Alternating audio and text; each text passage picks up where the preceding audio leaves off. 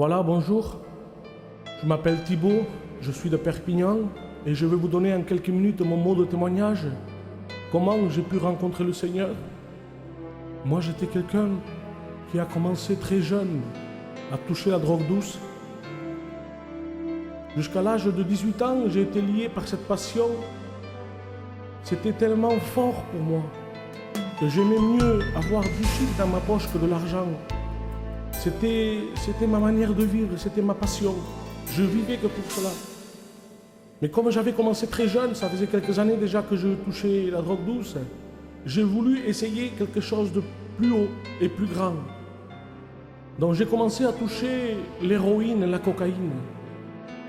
Et là, bien sûr, ça a été encore un autre monde. Ça a été le monde des ténèbres.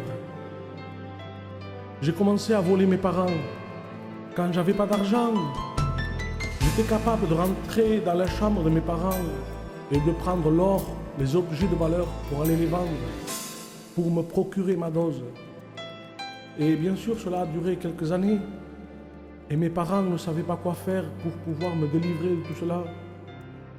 Donc jusqu'au moment où ils ont essayé de me marier, de me caser, pour que j'essaye de laisser cette mauvaise compagnie et d'avoir un foyer, d'avoir des enfants. Et vous savez, malgré la volonté de mes parents, rien n'a pu me délivrer de ces liens. Et bien sûr, encore davantage, je faisais souffrir ma femme. Ensuite, j'ai eu mon premier fils, Isaïe. Mais rien n'a fait que ma vie change.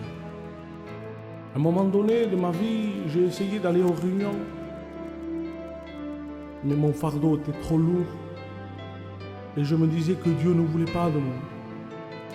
Que Dieu était plutôt pour ceux qui ne se droguaient pas, ceux qui ne buvaient pas. J'avais tous les défauts. Je buvais, je prenais des cachets, je sniffais de la cocaïne, de l'héroïne. Et bien sûr, j'avais tous les défauts qu'un homme peut avoir sur la terre.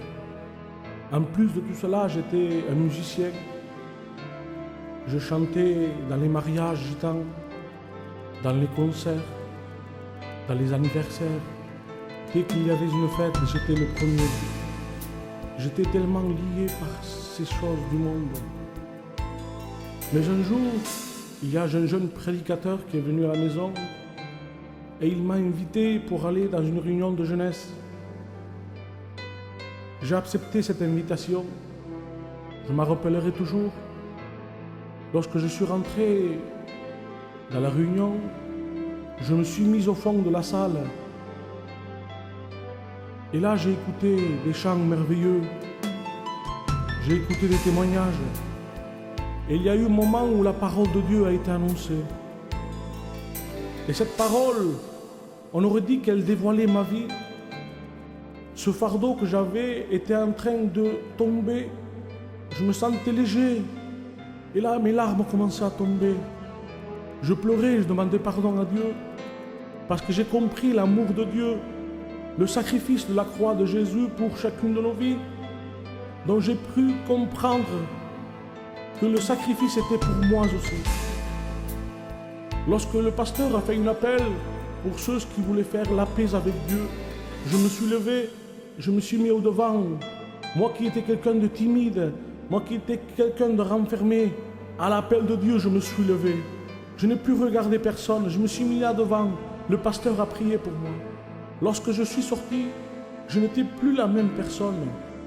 La compagnie que je fréquentais avant, je n'ai plus fréquenté. J'allais avec mes frères en Christ. Avec eux, il y avait de l'amour qui se dégageait. Il y avait des paroles, des conversations différentes de ceux que j'avais entendus. Lorsque ma femme m'a vu rentrer le soir, après la réunion, elle a vu quelque chose en moi de différent. Parce que lorsque je rentrais chez moi, je rentrais toujours très tard. J'étais ivre ou drogué. Mais là, elle m'a vu rentrer avec une lumière sur moi. Et elle m'a dit, mais d'où tu viens? Parce qu'elle priait lorsque je sortais très tard. Et lorsque je rentrais, que j'étais ivre, que j'étais drogué, je la voyais à genoux, en train de prier. Et Cela touchait mon cœur. Touchait mon cœur lorsque je voyais ma femme en train de prier et que moi je venais de faire les 400 coups. Là, lorsque je suis rentré cette nuit-là, elle a vu cette lumière en moi. Elle a remarqué que Christ était en moi.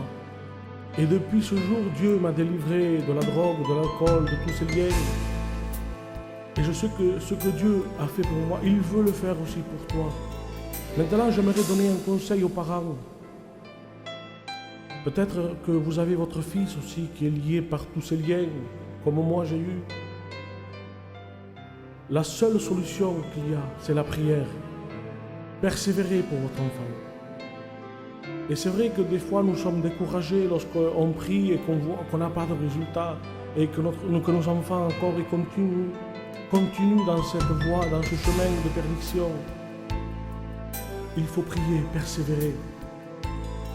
Ne soyons pas comme le peuple d'Israël, que lorsqu'ils sont dans le désert, ils sont abattus, ils vont s'asseoir, ils vont déposer leur harpe parce qu'ils n'arrivaient plus à chanter.